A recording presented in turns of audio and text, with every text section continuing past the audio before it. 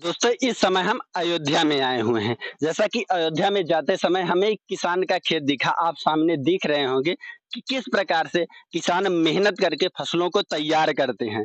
तैयार करने के बाद जब फसलों को काटने की बारी आती है, तो इस प्रकार से प्राकृतिक आपदाओं के बीच फसलें नष्ट हो जाती हैं। आप देख सकते हैं चुनावी चर्चों में किसानों की बहुत बड़ी-बड़ी बातें की जाती हैं कि किसानों की फसलें पशु या जानवर नष्ट कर रहे हैं। हालाँकि इससे बचने के लिए किसान देख रहे हैं आप तार का प्रयोग करते हैं।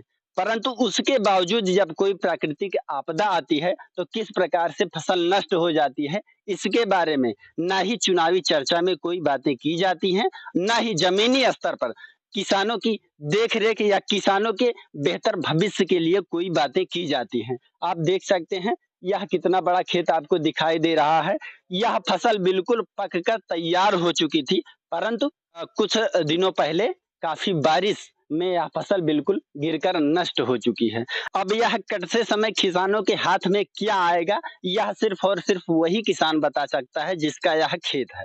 हालाँकि किसानों के लिए जीवन बीमा योजना के अंतर्गत ये ऐसा बताया जाता है कि किसानों को कुछ अनुदान भी दिया जाता है, परंतु ज़मीनी स्तर पर यह किसान ही बता सकता है कि आखिर वह कितना सत्य है और कितना प्रतिशत किसानों को इसका बेनिफिट मिलता है। हालाँकि भैया भी बैठे हुए हैं, आप देख सकते हैं जिनका यह खेत है, उनसे भी हम जानने का प्रयास करेंगे कि आखिर यह खेत को देखते हुए उनके मन में क्या विचार आ रहा है कि इतनी मेहनत करने के बावजूद यह फसल उनके काम नहीं लगने वाली। आइए देखते हैं।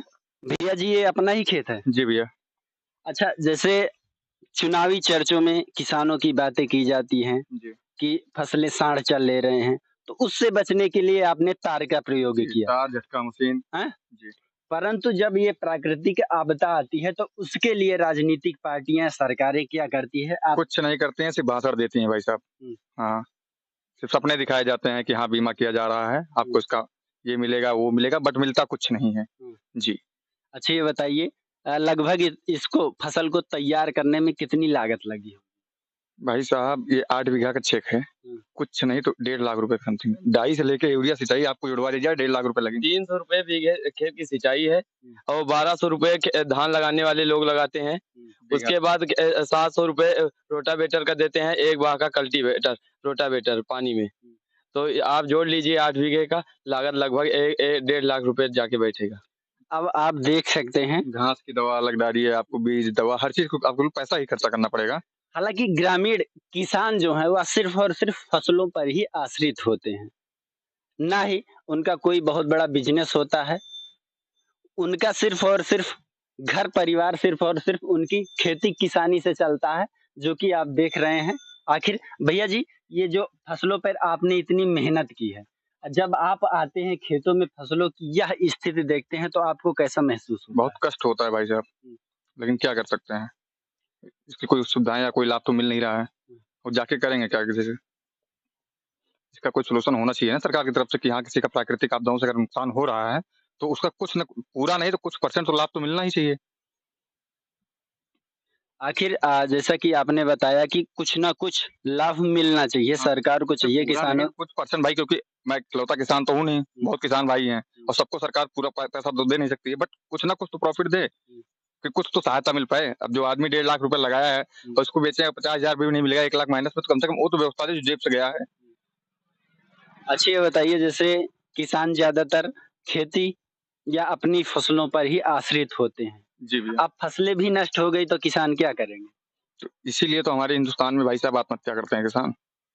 भाई जिसके पास सिर्फ़ जैसे हम लोगों के पास तो और है कि दिनचर्या कि हाँ, कोई सर्विस कर रहा है, कोई एम्प्लॉयी है, काम चल रहा है, लेकिन जिसके पास कुछ नहीं है, ओनली फॉर खेत ही है, तो वो आत्महत्या कर लेता है, लास्ट ऑप्शन उसके पास यही बचता है जब कोई हेल्प नहीं पाता है तो। किसान हमारे यहाँ कितनी कितनी मात्रा में आत्महत्या कर रहे हैं, ये तो आपको भी पता होगा। तो उसका रीज़न बस यही है, किसान को लाभ नहीं मिलेगा तो क्या करेगा? उसके पास लास्ट ऑप्शन कोई बचता नहीं है। जैसा कि आप देख रहे हैं, अगर इस समय महँगाई की बातें की जाएँ तो लगभग 1200 हाँ, से 1500 हाँ, प्रति घंटे की जुताई है। हाँ। उसके बाद सिंचाई के लिए आप लगभग कितना सिंचाई का लग जाता होगा? सिंचाई का एक फसल के लिए लगभग 5 पानी धान को तैयार करने में लगता है। ₹300 घंटे हाँ, के 300 रुपए के घंटे के हिसाब से, बीघे के हिसाब से, घंटे के बीघे नहीं। के हिसाब से। हाँ, अब सिंचाई का जोड़ लिया जाए, बुआई का जोड़ लिया जाए, बीज का जोड़ लिया जाए, दवा का जो लोग घास निकालते हैं, निरवाई जिसको कहते हैं हमारे यहाँ, उसका भी 120 रुपए इस समय हमारे यहाँ लेबर्टी चार्ज चल रहा है। बहुत से किसान ऐसे होते हैं कि जिनको खुद की फसलें तैयार करने के लिए भी उनके पास पैसा नहीं होता, तो वो कर्जा या उधार लेकर खेती करते हैं। परंतु जो किसान कर्जा या उधार लेकर खेती करते हैं और उनके साथ ऐसी घटनाएं होती हैं, उनकी फसलें नष्ट हो जाती हैं, तो बाद में सुनाई पड़ता है कि आज यहाँ के किसान ने आत्महत्या की, आज यहाँ के किसानों ने आत्महत्या की।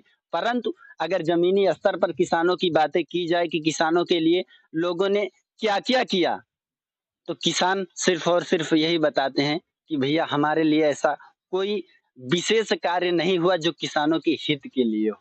झटका मशीन लगाने में एक खेत ये जो चक्का आपको दिख रहा है 8 बीघे का, इसमें जैसे हमारे पास पहले से ही पिलर जो भी लकड़ी का हमने गाड़ रखा है, ये तो मान लो हमारे यहाँ पैदा कर लेते हैं लोग, सफेदा का पेड़ है या किसी चीज़ जंगली पेड़ है, लगा के हमने खूंटा तैयार कर लिया। लेकिन जो तार खरीद के लाते हैं 140 रुपए किलो और झटका मशीन मैं 3500 रुपए में लाया हूँ, 1800 बैटरी लाया हूँ, 2400 रुपए का स्टेबलाइज़र लाया हूँ, 3 रुपए के पर क्लिप जो व्हाइट वाली क्लिप या ब्लैक वाली मिलती है वो 5 रुपए की और व्हाइट वाली 3 रुपए की मिलती है।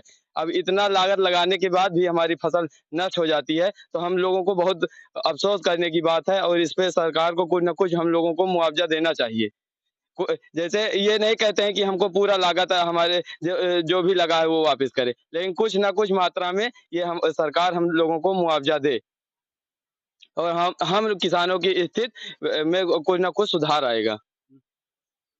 आप देख सकते हैं, यह किसानों का दर्द है। अगर आप ग्रामीण क्षेत्रों में जाएँगे तो ज़्यादातर किसानों का यही हाल होता है। जब फसलें तैयार होती हैं, तो काटने के समय ही बारिश या हवाओं के समय फसलें नष्ट हो जाती हैं। दोस्तों जैसा कि आप देख रहे होंगे, भैया ने बताया लगभग ₹300 घंटे के हिसाब से सिंचाई। अब ये आप देख रहे होंगे यह बिजली से सिंचाई करते हैं। अगर कि डीज़ल इंजन से सिंचाई करेंगे, इंजन किसी और का होगा, तो शायद सिंचाई ज़्यादा लगेगी। आप देख सकते हैं इतनी लागत लगाने के बावजूद अगर किसानों के हाथ कुछ नहीं आता, तो यह किसानों का दर्द सिर्फ़ और सिर्फ़ किसान ही समझ सकते हैं, जिसे हम बयाँ नहीं कर सकते। शायद यही वजह है कि किसान आत्महत्या करते हैं। यह सिर्फ़ किसानों की आत्महत्या 1 या 2 दिन चर्चा में रहती है, उसके बाद फिर सब भूल जाते हैं। आप देख रहे हैं किस प्रकार से यह फसल नष्ट हो चुकी है। न जाने कितनी फसलें अभी और नष्ट होंगी, परंतु इन पर कोई ध्यान नहीं दिया जाएगा। हाँ, साँड़ों का मद्दा चुनाव के समय थोड़ा-सा बनता है, शायद यह राजनीतिक पार्टियों के लिए थोड़ा बेहतर होता है। इसी वजह से राजनीतिक पार्टियाँ साँड़ों को या जानवरों को चुनावी मुद्दा बनाती हैं, जिसके लिए आप देख रहे हैं किसानों ने तार लगा रखा है कि शायद उनकी फसलें बच सकें, परंतु उसके बावजूद फसलों का यह हाल है। दोस्तों कमेंट के माध्यम से आप बताइए कि किसानों की इस स्थिति में कैसे सुधार लाया जा सकता है? सरकारों को क्या-क्या प्रयास करने चाहिए? ताकि किसानों की स्थिति में भी कुछ सुधार आए। बाकी आप देख रहे हैं अरिद्वंद। जय हिंद दोस्तों।